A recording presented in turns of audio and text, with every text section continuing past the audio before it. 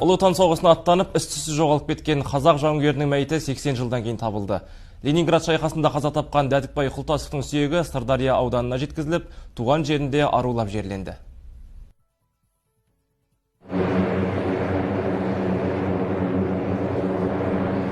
Желді желтоқсан, Қызылорда, Қорқыт Ата әуежайы. Дауысы жер жарып келген әскери ұшақпен бірге қазақ жауынгерінің рухы да шаттан салып жеткендей.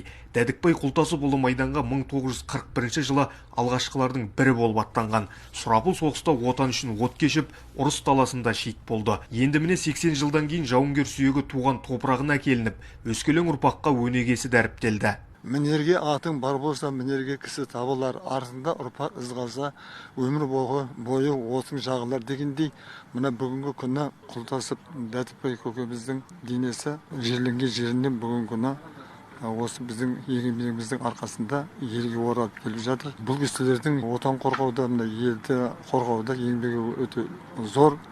Мен солардың арқасында біз осындай бақытты ғұмыр өмір сүріп жатырмыз. Дәдікбай Құлтасов 1904 жылы Қызылорда облысы Сырдария ауданында дүниеге келген. Ол соғыс даласына 37 жасында тұлғалық толысқан шағында аттанды.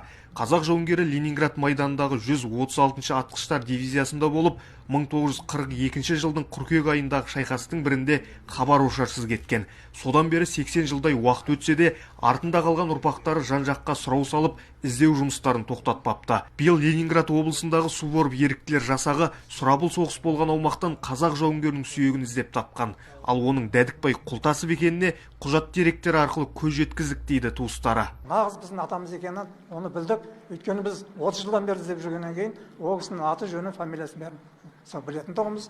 Сондықтан міне ең ақыры бар нүктесі міне бүгін Сырдария аудандық орталығында қойылып отыр. Енді әсер деген бізде үлкен.